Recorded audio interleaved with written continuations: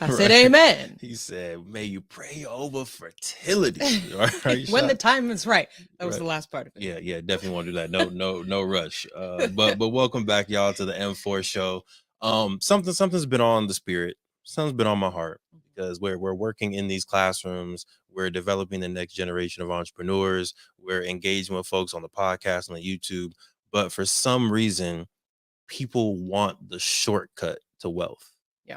People want the shortcut in the race of life, in the race of building generational wealth. But it's a marathon, y'all. Yeah. Right. And we hear this all the time. We hear it's a marathon. But today, if it's okay, Queen, what I want to do is I want to really break down what a marathon means when it comes to building generational wealth, some of the pitfalls and barriers that we've experienced in this race, in this run, and really just give folks like a realistic vision of things to maybe look out for when they're on this path of entrepreneurship, real estate development, and building wealth. Yeah. Cool? Yeah. Let's do it. Let's do it. All right. So without further ado, let's get into the episode. Over 50% of Black Americans are unmarried, and only 2% of Black families in America have a net worth over $1 million. We are on our journey to not only join that 2%, but grow that 2%. Facts. I'm Devon Truvel, creator of Black Wall Street, the board game, with my beautiful co-host. I'm Sinclair, aka the Health Nerd. You can go to our website at them4show.com, our Instagram at them4show, and our YouTube channel at Melanated Married Millionaires in the Making. And welcome to the M4 show. Hey, dance with it. Yeah. It's a dance marathon. That's what it is. Oh, you know I'm down for that. Have you ever done a dance-a-thon or whatever they call it? I've heard of the dance-a-thon at like UCLA where they'd go for literally 24 hours and they raise money for some medical nonprofit. But have I ever participated in a dance-a-thon? No, ma'am. Either, but I want to. Okay, well, you experience it first. I will record you. At the end of that, you want to dance? No. No. I never want to dance again in my life. Body's hurt. But welcome back to the M4 show, Melanated Married Millionaires in the Making. I'm your host, Devon Truvel, creator of Black Wall Street, the board game. And of course, I have my matcha drinking, dance, marathon, sweatshirt stealing queen herself. Please introduce yourself to the people. What's going on, everybody? My name is Sinclair, aka the Health Nerd. Mm-hmm. And yeah, happy to be here drinking my matcha. It's warm matcha today. Normally we do iced, but it's winter, so it's warm. Oh goodness, you're gonna be one of those. You're gonna become one of those people. Oh man. But in all seriousness, getting into the topic for today is covering the endurance of wealth, right? I think. Go ahead, Queen. Sorry, I just wanted to say we got someone who's vibing with the intro. We can't see your name, so if we know you or if we don't, feel free to put your name in there so we give you a shout out. Yeah, much love. We actually just switched up the intro chemistry today. Right. So if you do like it, definitely let us know. If you hate it, keep it to yourself. Now, what we're going to talk about today is the endurance of wealth, right? So we want to make sure that the 2% of Black families that have a net worth of over $1 million continues to grow. In order to grow that population, we need to build the endurance, the resilience, the financial literacy, and of course, the love of Black families all around the world. So we want to talk about endurance today and what it takes. Now, before we get into our journey, some of the barriers that we've recently fought through / got over, and then some other things just along the journey of building Black Wall Street, the board game, and other businesses. Queen, can you please hit the people with the did you know? Yes, I can. So when we're talking about endurance, right, it's your ability to really withstand those rough times, right? Mm-hmm. And the idea is that if you do that, you can also build towards longevity, which is how long, like if you're talking about health, right, how long you're able to live, how your lifespan, your health span, which I think is even more important than lifespan. But one of the things, you think so? I think that's a whole nother podcast topic. Okay. Yeah. Well, put a pin in that. Mhm. But one of the things that can improve your longevity is fasting. Now, I've talked about fasting on here before, but I do want to talk about it as it related to weight loss. That's mainly what we talked about it before. But I want to talk about it as it relates to longevity. So, if you think about when we eat something and our body having to digest it, it's actually one of the most taxing processes that our bodies do on a daily basis. Digestion is an extremely taxing process on our bodies. So, if you think about if we're constantly eating, constantly putting that very taxing process on our body, we may not have as long of a lifespan as we would if we gave our bodies a little bit of a break every now and then. And so that can have some really profound effects on resetting your entire system, right? Resetting your liver, allowing your body to actually fully detoxify all of the buildup that is in our systems. Are you laughing because my what are you laughing about? I was laughing at your mom's statement last night when she was like, "You ain't got a liver like my liver. Your liver ain't been through the life that my liver's been through." So I'm like, "Oh no." Facts. If you know my family, you know how we get down. But yes, you give your body a reset, your liver a reset. Think about, you can't really empty a cup if you're constantly pouring into it, right? So it gives your liver a reset, it gives your digestive tract a reset, it gives your cells at the cellular level, it gives you a reset, and your cells are actually able to get rid of the waste as well. That's a newer field called autophagy. I'm not going to go down that rabbit hole, but giving yourself a little bit of a break through intermittent fasting can help you increase improve your longevity. And there was actually a study done, and this doesn't have to be for like days and days and days. This can be, they suggested a 12 to 48-hour fast once a week. So again, that can simply be skipping breakfast on Mondays intentionally, right? That can be it. And if you do that once a week, that can help with your longevity, help your body's detoxification system. So look into fasting. Definitely check in with your doctor if you need to. If you're taking medications, make sure you're checking with your doctor. Make sure that's going to be something safe for you. Women, I want to give this other shout outs here and a caveat here.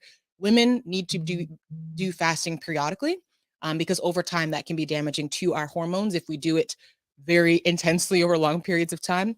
I learned that from experience. So let me learn from my words. Don't go through that, but definitely incorporate a one day of skipping a meal that can turn into a 12 to 14-hour fast that can help you live longer.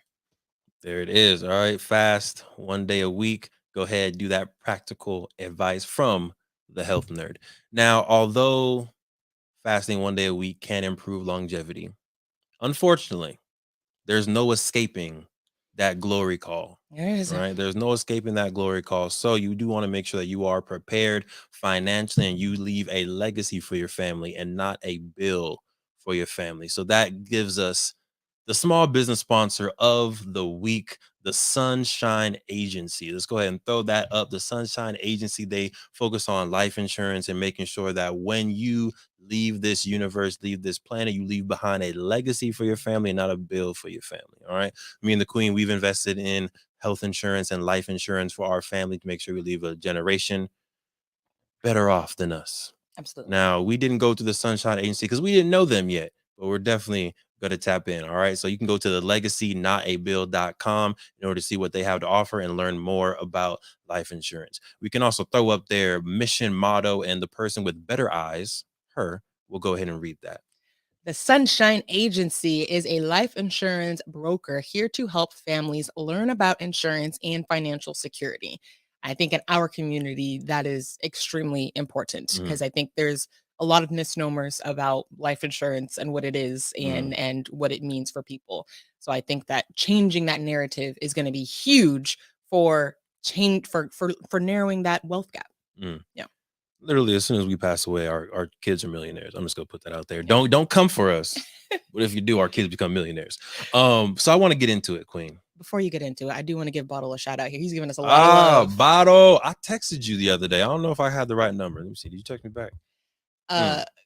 But one, he says his wife is listening here for the first time and she likes it so far. Come on, Queen. And asked about M4 merch. Oh, M4 merch is on the way. It's on the way. Technically, it's available on the website right now. We got some shirts available, but we got some more saucy later on. I'm gonna hit you if it's the right number. If not, I'm gonna hit you on Facebook and give you the link for the merch.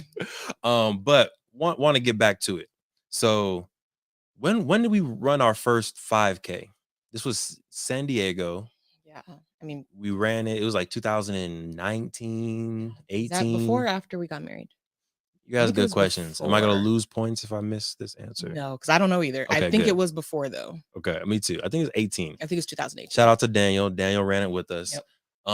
And my philosophy, my mindset when I was running that 5K was, Devon, don't you stop.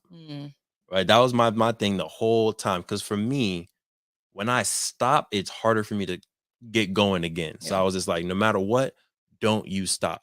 Now on that 5K, and Sinclair can attest to this, there were some hills.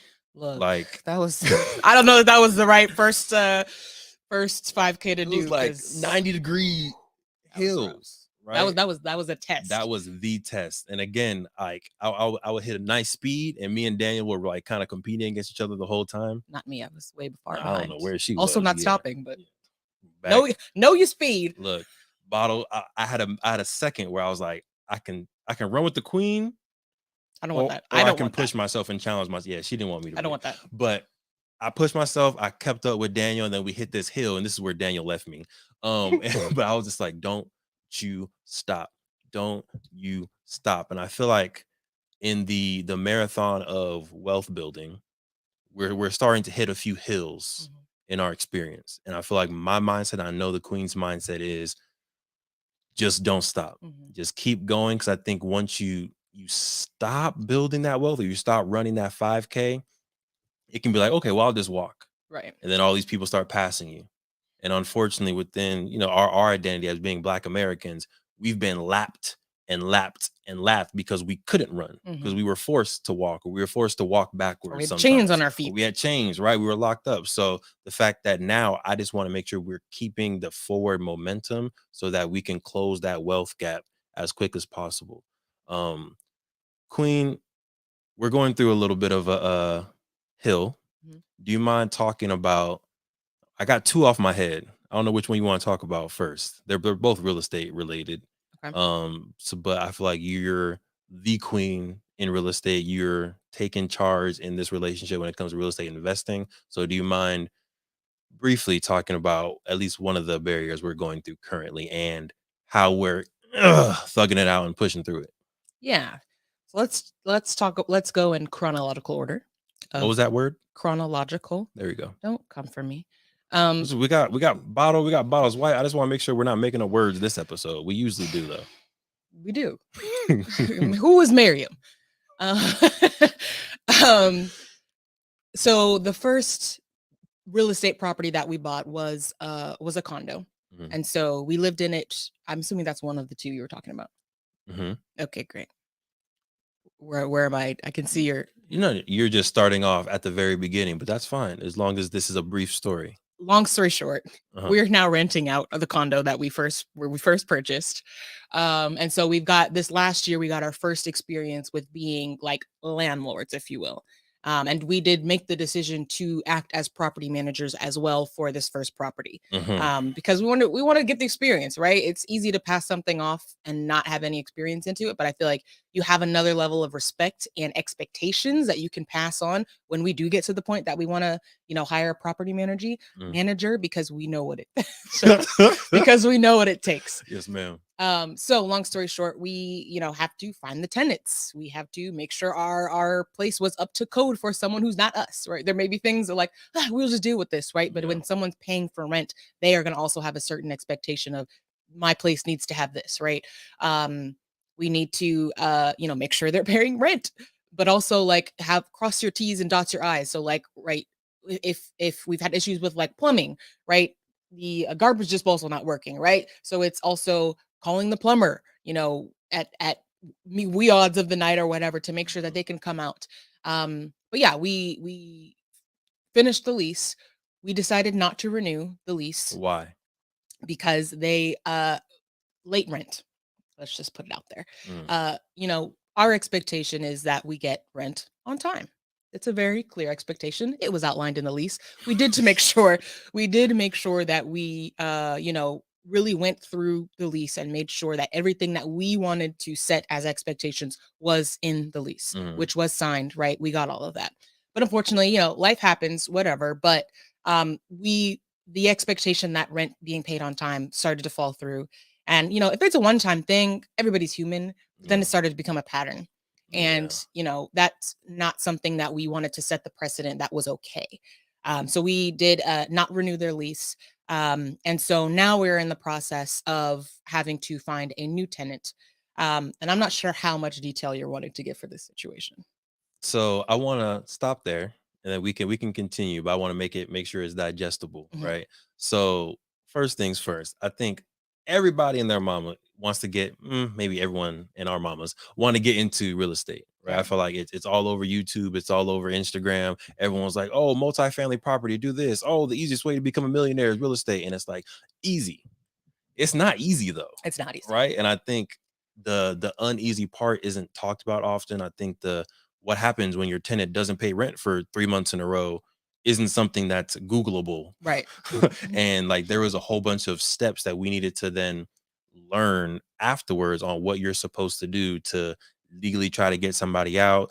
And we just learned a lot from this process. Yeah. And luckily we have an amazing family of people around us and just like friends. Like again, shout out to Daniel and Megan who are able to walk us through some stuff. Shout out to my grandma who has years of real estate experience and she was able to walk us through some stuff. Shout out to my mom and my other grandma who are in real estate. So it's just like we were blessed to have a village, a kingdom of people who can be like, did you do this? Right. Did you send this letter? You can call this person. You can do this. And it's like, oh no, we didn't know that. The internet didn't say that. Because I'm an internet warrior. Right. I will search everything.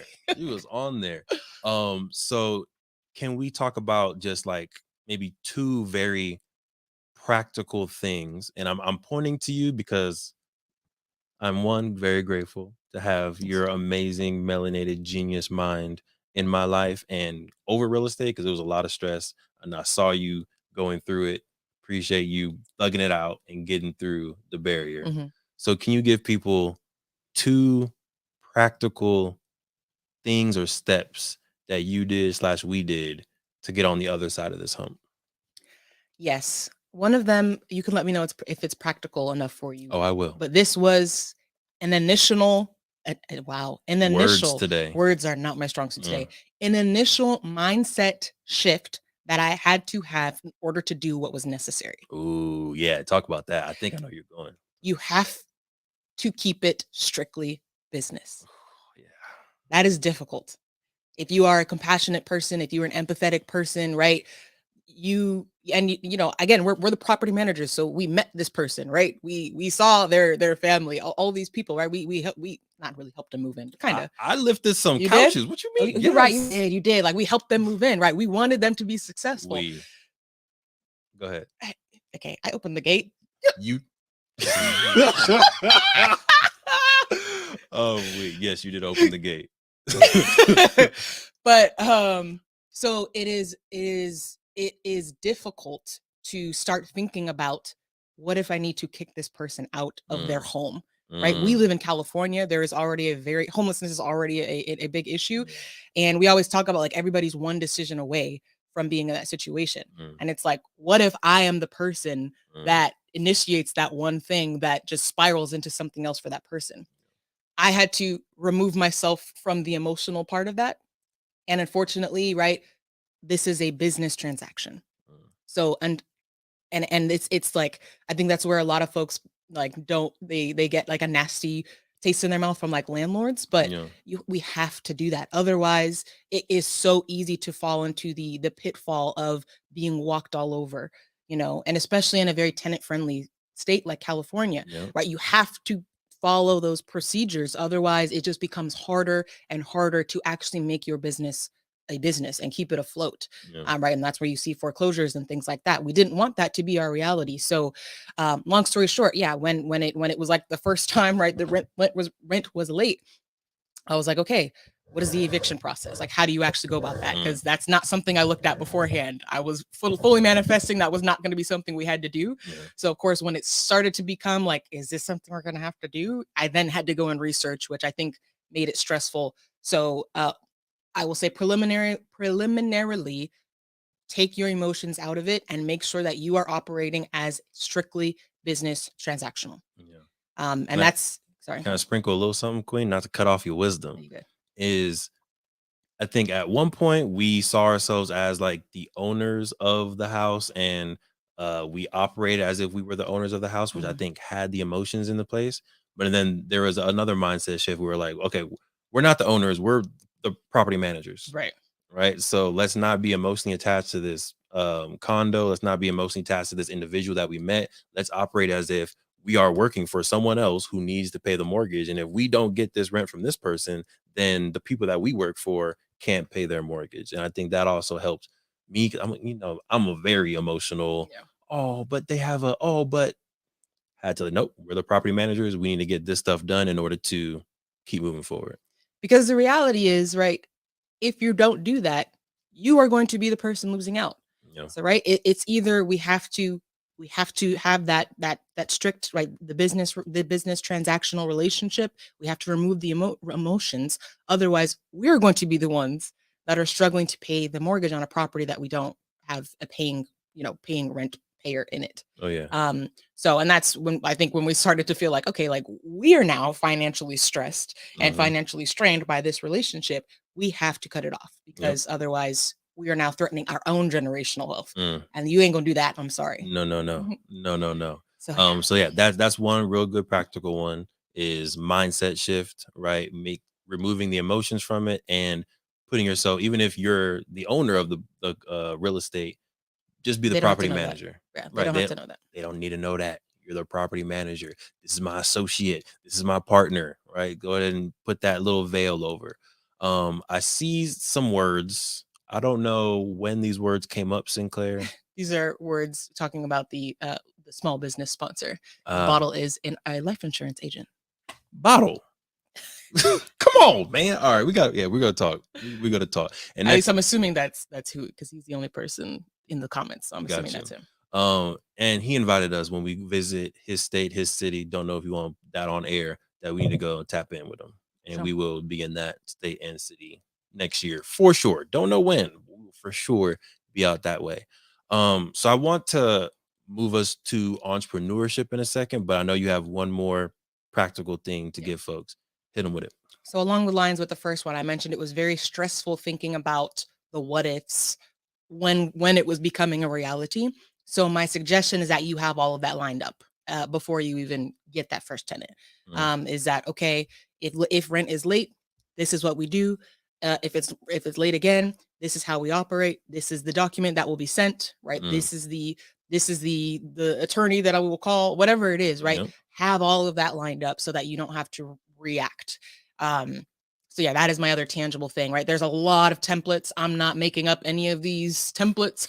I don't know the lingo, but there is a lot of templates online that you can go find and then remix to make it applicable to your situation. So get online, search for those before you even get the tenant in so that you have it ready, locked and loaded for if you will need it.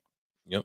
And to give two specific examples of things that were sent, it was one, a notice of not renewing their lease, which I think was great. We sent that, I think, 2 months in advance before the lease officially ended. Month and a half. You have to send it within 1 month. 1 month. And that's on a 1-year lease. Beautiful, right? So if you have a tenant, for whatever reason, whether you want someone else to move in, whether they're not paying their rent on time, whether you're trying to sell the property, whatever it is, go ahead and send them this notice of non-renewal. Lease non-renewal. Now, mind you, we are not experts. This is strictly experiential, right?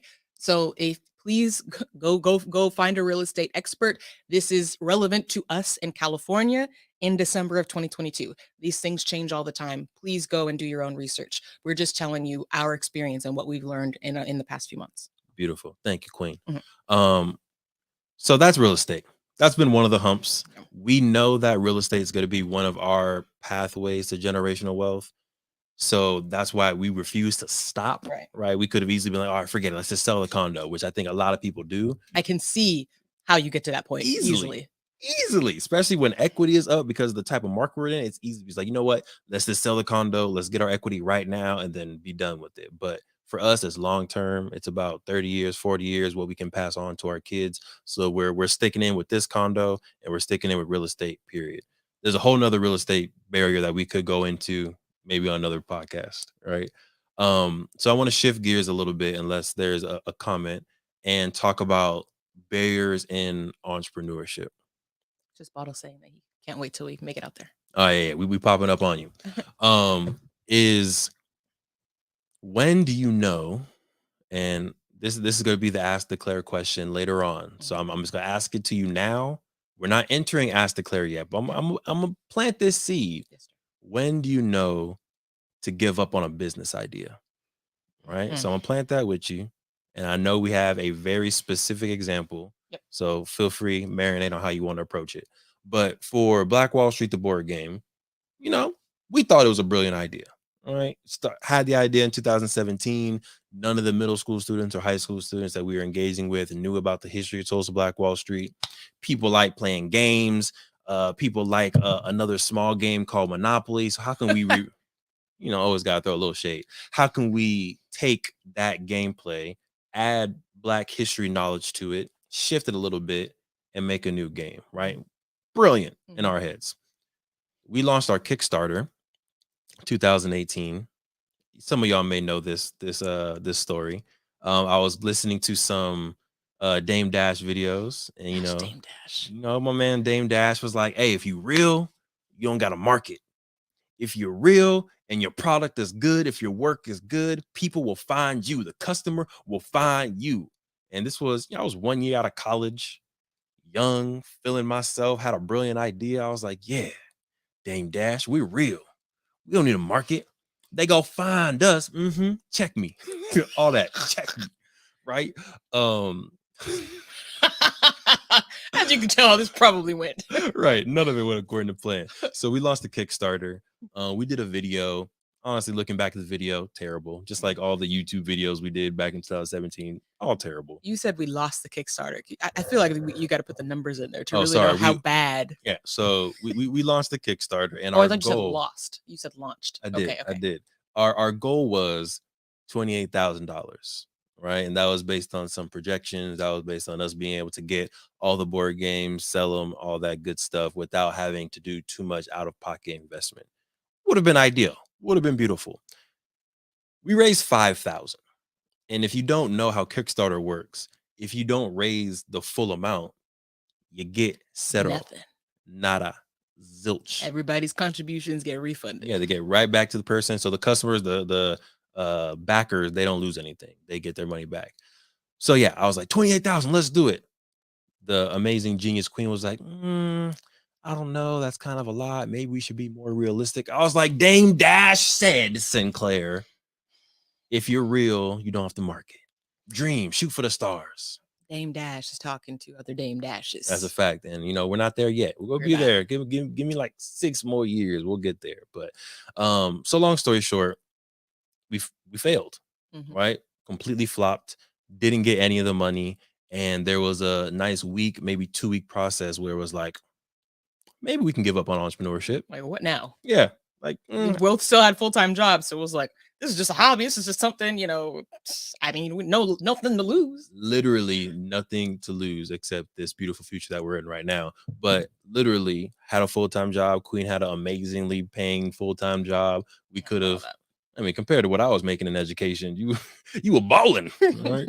So we could have easily, again, let that hill stop us. We could have stopped our walk of generational wealth right there and just be like, you know what, forget this. But one, because it felt too important to us to give up on it, right? The legacy of Tulsa Black Wall Street and just what it stood for, what it stands for, and what this game could do in families. It was like, no, we got to do it. But then two, it's always been, since we've been engaged and serious about a relationship, it's always been in the cards to build our own business and work for ourselves. Yeah. Right. Once that seed was planted, it's hard to go back. To go back for us. It's hard to go back. So we fought through that barrier. We started marketing our product. Started marketing our product, and we were able to sell out our first editions of the board game within like 2 months, like literally Thanksgiving of 2018, sold out the first editions. On the second editions of the game, masterpiece. Been doing school mentorship programs and more exciting stuff on the way. Literally tap in at Play Black Wall Street on Instagram, more exciting things on the way.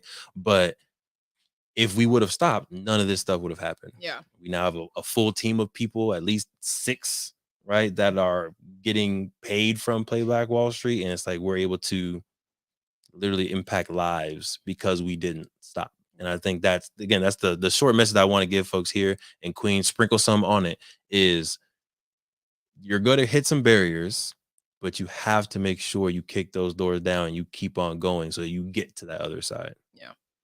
I think one thing that I wanted to touch on as well is when you said, right, so we tried to do, this was the first product we ever tried. And we launched a Kickstarter, again, as he mentioned, to try to decrease the amount of capital that we had to put up front. We really were trying to not put up too much, if not any. Ideally, y'all wasn't rocking with that, though. Right? I mean, if we could use y'all's money, why do we put in any of our own? You get your money, you get the beautiful game. Yeah. It's, you know what I'm saying? The universe was like, nah, bruh. You gotta work for this. You gotta put in some sweat equity. Literally. So I think that was an interesting message as well. When we're talking about like trying to take a shortcut, right? Is like we didn't have too much skin or too much skin in the game at that point, right? But we wanted to receive that in order to make it an easier and smoother process. But what we ended up having to do is put up our own money to buy this first round of games, not knowing how this was going to go, especially because keep in mind, our Kickstarter failed. So we had no idea how it was going to go, but we were like, let's believe in it. Let's manifest it. Let's go for it. And so, yes, we ended up putting our own money to get this first round of games. We started marketing, right? We learned from our mistakes.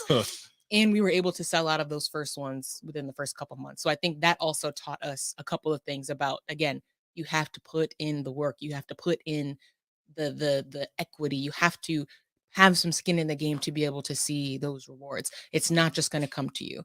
So I think that was another like lesson to learn from that experience. Oh yeah. Roll them dice. Don't be scared if you know the math. What's your dream? Can't be scared if you got a plan. Who you with? Who's your team? Pray it's not the clan. Nip told us all not to ever pay a middleman. Man, that guy got bars. So he wrote that. I did.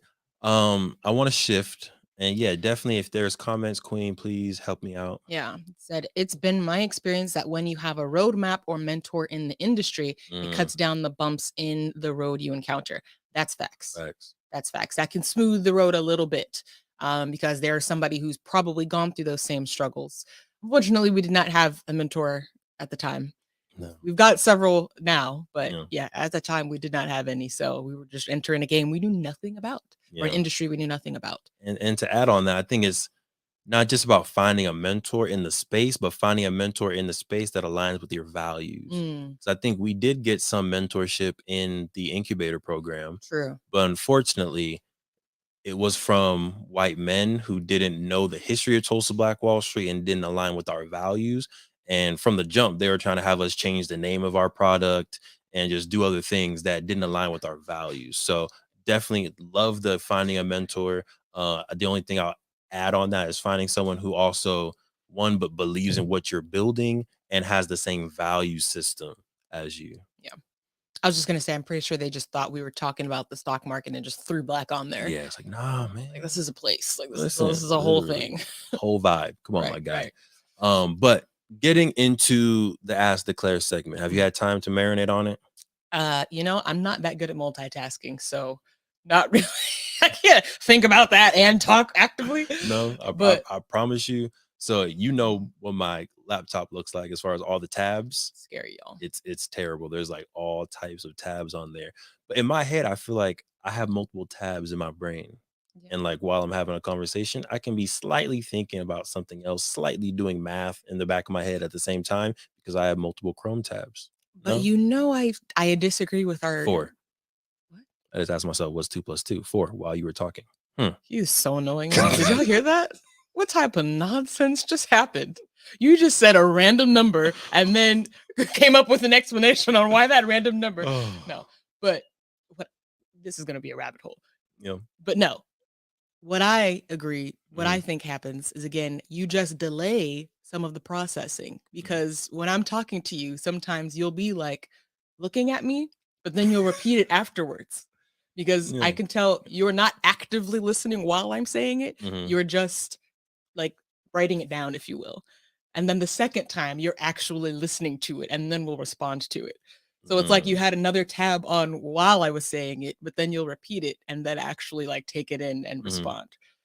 You'll be like, oh, okay. You said well, and I'm just like, okay, you just actually let it sit in the second time. And to just fall deeper into this rabbit hole, because this is sometimes what we do. It's almost like, you know, sometimes when you do right click, open new tab, but until you actually click on that tab, the page doesn't load. So it's like, it's there, it's a tab, it's thinking, has the potential, but you have to actually be focused on it and click on it for it to fully load and comprehend. Right. Like that. Yeah. So I don't think you're actually doing multiple things at once. I just think you're really good at switching back really quickly. Yeah. On the computer as well. Yeah. But that didn't give you any more time to think about this Ask Declare. So you let me know how you want to handle this. But the Ask Declare for the week. And if y'all have people who are listening on live on the recording, definitely make sure you like and subscribe to the M4 Show. Tap in on Apple Podcasts, Spotify, Google Podcasts, wherever you listen to podcasts. Definitely like, follow, and support. We appreciate you. But if you have an answer for this question, put it in the live comments, DM us on Instagram, let us know. The question is, when do you know enough is enough? It's time to stop struggling with the entrepreneurship, stop struggling with the real estate, stop struggling to write that book, whatever the idea is, whatever the business venture is. How do you know when it's like, you know what? This isn't working. This isn't for me. I'm going to stop. I don't know that I have a clear-cut answer, but I can go through how I knew it was time to stop the business venture that we're alluding to. Okay. Is that good enough? That is more than enough, Sinclair. Go ahead. Thank you. So the business is Potluck. For those who y'all remember Potluck, y'all remember Potluck. Who remembers Potluck? I know Granny remembers Potluck. It was a food delivery app, and it came about because in California they made it legal 3 years ago now, somewhere like around 3 years ago, to sell food from your home kitchen. And so we, being the business-minded, manifesting visionaries we are, we're like, oh my goodness, this is opening up a whole new door for a business. You could be like a Uber Eats. Mind you, we had the idea before it became legal. We did like a year before. Had the notes, had a little idea down, and we were like, okay, well, when this becomes legal, let's do it. Right. So then when it became legal, we took that as a sign, like, oh, we need to do this, right? I'm big on, we're gonna build $1 billion app. Oh, we're gonna be the next Uber Eats. Excuse me. But and you know, at first it was cool. We got the whole family in on it, right? Everybody we talked to was like, that's great, that's brilliant, man. Oh, that's great. So we were like, okay, this is it. We got to start this. We got to get it going. Again, we got like whole family involved. So we would have weekly meetings every week with, you know, my family, and everybody had their roles. My mom agreed to have the first kitchen. I was like, perfect. We can test out this process on my mom and my dad. They were in the kitchen. And so at first it was cool. But then those barriers started to come. Until those barriers started to come, right? The okay, how do we market this? Like, how do we find people who are going to put their kitchens on our app? And then, like, how do we find people who are going to want to buy from the people who have their kitchens on the app? Because this is a new thing. Like, people may be a little bit iffy about buying from people's home kitchens. Like, how do we get past all of that? And then the process of actually starting a kitchen, good Lord, it is tedious. And so that's where a lot of the tension ended up going is, okay, let's learn this process. What paperwork needs to get done? What inspections need to happen? And so we did that relatively well at first, we thought. And then, you know, as more interest came, it was just very like, I'm interested. And then I used to have weekly info sessions. So every Thursday at 7:00, I would come. You can imagine us sitting here. All right. And I'd sit here and I'm like, I'm committed to doing this every single week, because we're going to have people flooding in, and, you know, we'll just keep a nice steady stream of chefs coming onto the platform if I'm here every single week? Y'all. It got so exhausting to be here every single week. And I would have people like, 2 people, 3 people, 5 people, 1 person RSVP for these info sessions. And 90% of the time they would not show up. And that just wore on me after time. I did this for months. Week after week. I did this for probably 4 months, 4 to 6 months, like just every week, like I'm doing these info sessions. And so after a period of time, that just gets exhausting. Yeah.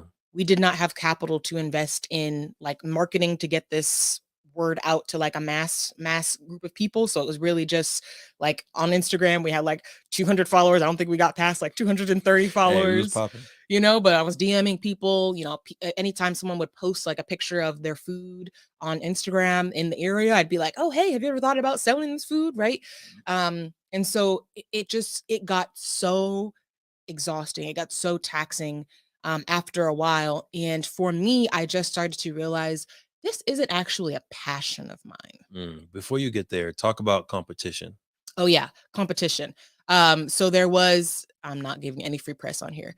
So there was a company who had started this work actually before it became legal.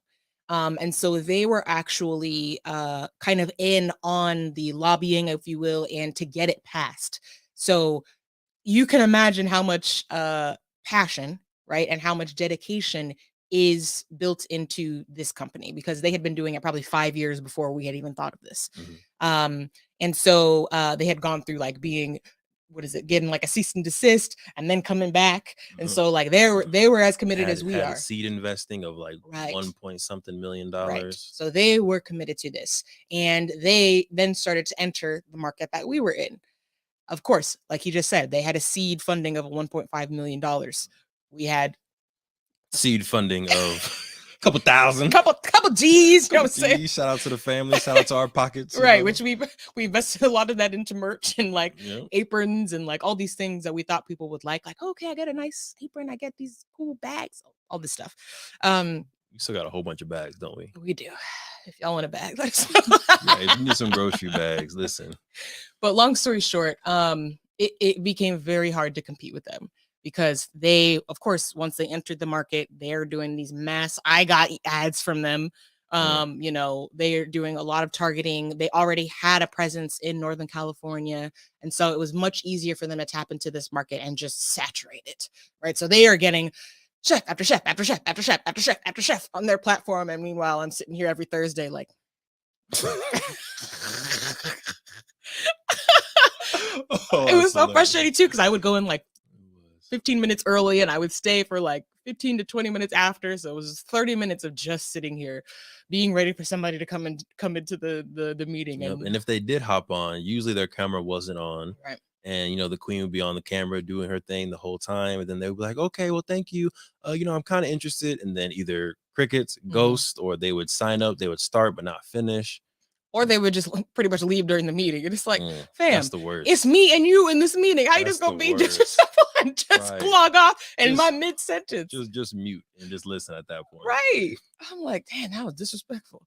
But yeah, that was it. There was a lot of things, a lot of layers to this. But even doing research into the competition, like seeing like how much work they had put in, I started to ask myself, like, had I known about this before, would I have put in that same effort? And one day I was like, honestly, no, I probably wouldn't have. Like, oh, it's illegal. Oh, okay, I don't know. Like I probably would have threw my hands up a lot sooner, because it's not, cooking is a passion of mine, but I don't know that this idea started to feel more convenient. Like more convenience that, oh, it's convenient that we had this idea right around the time that it became legal. So of course, again, we're visionaries. So it was like, this must be a sign, but it really just might've been, convenience of timing, because after those barriers, it was like, we're not making any money off of this. We're at some point losing money. And I don't know that I feel the drive and the commitment to get this to where it needs to get. And I do feel that commitment with all of our other ventures. It's like, okay, we're gonna figure this out. We're gonna figure this out. But at some point it was just like, do we want to do this? Like, how many conversations did we have that were like, do we move Wow. forward with this? Do we want to keep going with this?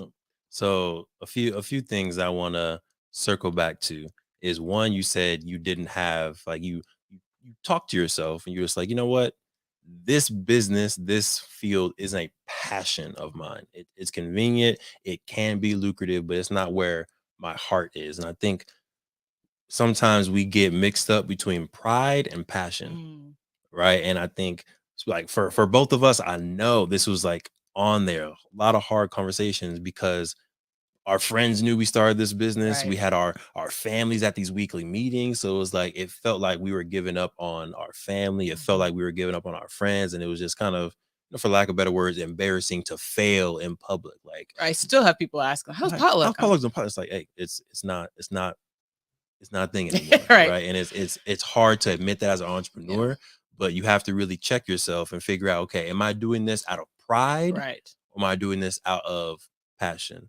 And then the second thing, this is a conversation that we had, was in order to make a technology app really successful, it needs to be the main thing. It does. Right. You can't start an app on the side, Right, and want it to be $1 million app and want it to compete with literally $1 million company. It needs to be the full thing. And at the time, very blessed to have the family on board.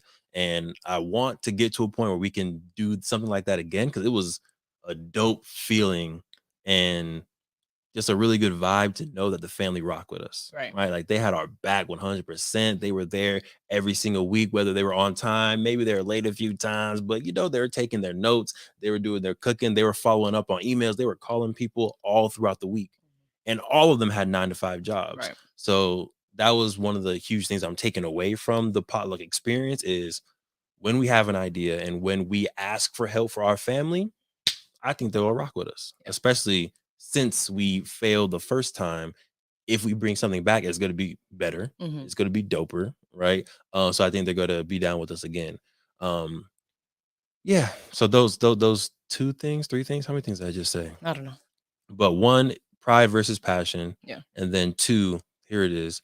Are you willing to go all in Yeah. in that thing? And Yeah. if the answer is no, I'm not willing to go all in, then that might not be the business for you. You might need to say goodbye to it, especially if it's not being profitable in the moment. Right. Yeah. That was, I think, the final conversation we had where we made the decision was like, okay, you either have to go all in and kind of let everything else become secondary, or we need to drop this. And yeah, my passion was not for that. Y'all know I'm the health nerd. I'm not the tech nerd. So my passion is for health, my passion, right? That. So I was like, that is where I want, if I'm going all in, it's going to be on that. And so, yeah, that's where we kind of were like, okay, well, we have to start the process. And I think it's actually very timely that we're having this conversation, because I literally just sent the email 2 days ago to the one chef. Shout out to Karen.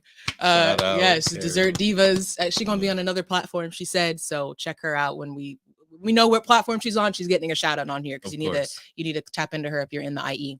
But yeah, she rocked with us. And so I also felt that too, of like, dang, we don't have 100 chefs that we wanted, but we got this one person who's been rocking with us since the beginning, through the ups and downs, through the app's not working, through the I asked for a payout, where's my money, right? All of those things, she was still there. So I was like, I don't want to, but I finally was like, okay, I'm probably not doing her a service either, because I'm not putting my all into this app. So yeah, I finally had to send the email of like, okay, this platform is going to be coming down at the end of the year. Thank you so much for your support. Please let us know if you end up on any other platform. We're going to support you, ride for you, because you've been there for us since day one. So I think that was another layer of it too, is like, you feel like you're letting down the people who have supported you. But again, you have to ask yourself, what is the alternative, right? What is your passion that you could be going all in for? And who are the people that could be benefiting from that? Because you're also letting them down by not going in on that, on your real passion. So yeah, it had to be done. And she responded and was like, oh, I figured this was coming, because we kind of put a halt on everything. But she was like, I wish you the best with everything. So again, if they support you, they support you and everything that you're gonna do. So that was nice to know. But yeah. Good stuff. Good stuff. Well, not all good stuff, right? And when you're on your life journey, when you're in relationships, when you're building a business, when you're building wealth, it's not all going to be sunshine and rainbows. But you need to stick through it no matter what, unless that particular business venture isn't It's for not you, it. right? Unless you're not passionate about it, unless your heart's not in, unless you don't love it, stick with it. Right. Right? It was a good idea at the It's a time. brilliant idea. Still a $1 billion idea for somebody else. Right.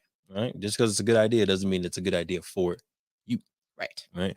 We got a long list of other $1 billion ideas. list. Don't you worry, Sinclair. I'm Don't not. you worry. I know. We'll a be busy few. for a Oh, lifetime. that's a fact.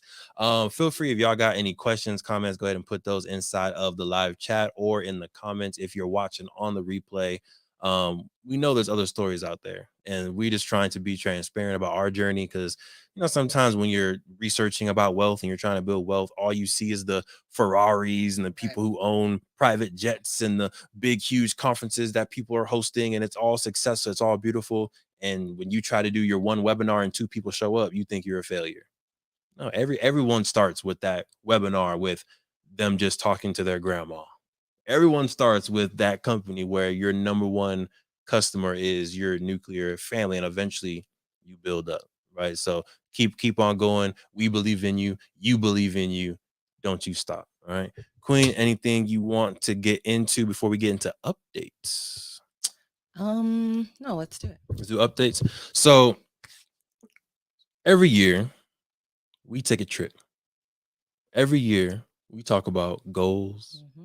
We talk about the vision for the future. Mm-hmm. Can you tell people what we're doing this year, please? This year, Oh, 2022. oh, We always do this goal planning around New Year's because it's a perfect time to really reflect about the year prior and think about what your goals are going to be for the year upcoming. So this year we are going to be in the area of California. I realize that there are multiple Bay areas. Are there? There are. Well, Californians be like, there's only one Bay. I promise you, when I was visiting Florida and they were like, over here in the Bay Area, I was like, oh yeah, I was like, wait, what? What's happening? Never mind. They said Orange County. I said, oh, okay. Y'all stealing all of our names. Florida was the state first. Devon, don't let the details get in the way of a good story. My bad. We're prideful people over here. Mm-hmm. But no, yeah, we're going to be in Oakland.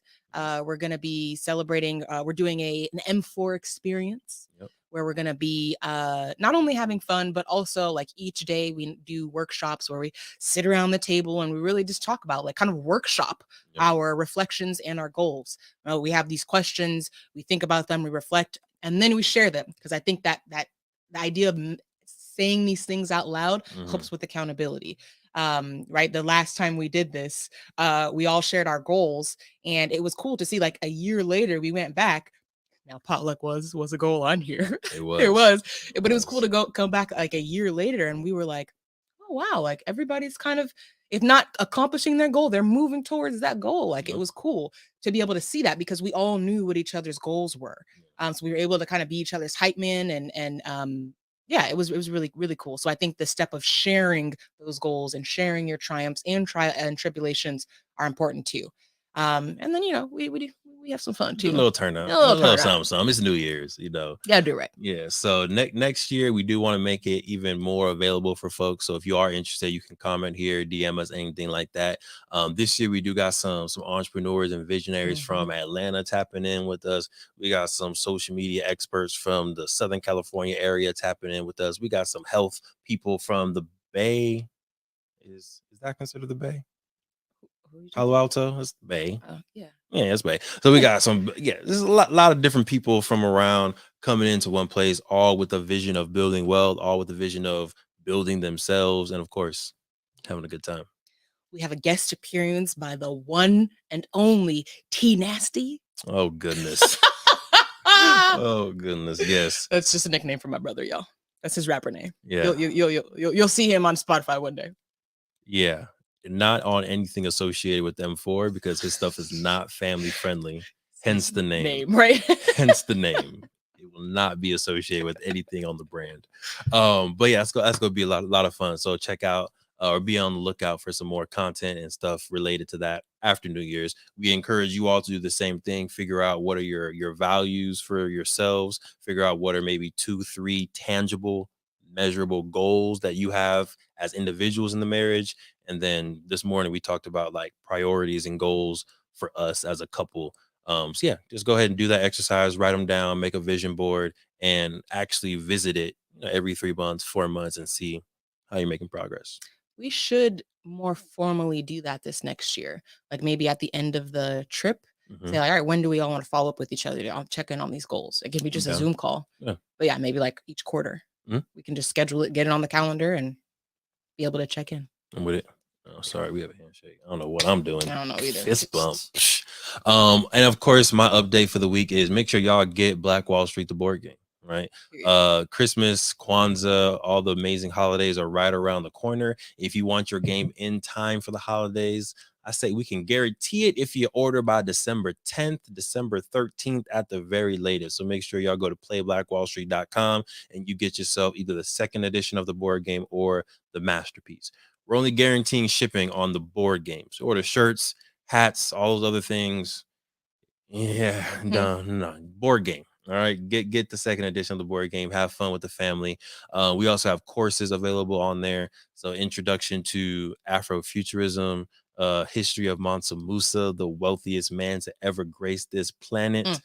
We have introduction to African melanated queens, where you can learn about Queen Saraonya, Queen Calafia, a lot of other dope stuff on there. So yeah, if you're a homeschooling family, you have kids, you want them to tap into Black history, again, make sure you go to playblackwallstreet.com. Get yourself a board game and enroll in a course today. Queen, felt like a good episode. Yeah. Felt like, we got to release a little something. And transparency. There's a therapeutic, effect of being transparent. Like, we're not trying to uphold this perfect picture. We ain't perfect, y'all. Not at all. Not at all. But we still great. Period. Still melanated brilliance over here. Galactic gorgeousness. Hello, corny. But yeah, love being able to just show people the journey and have them hopefully learn and get better from our experiences, our mistakes, or just our barriers. And I think what's cool too, like what you mentioned earlier, is a lot of times with successful people, you don't hear about them until they're successful. So it seems like they're an overnight success.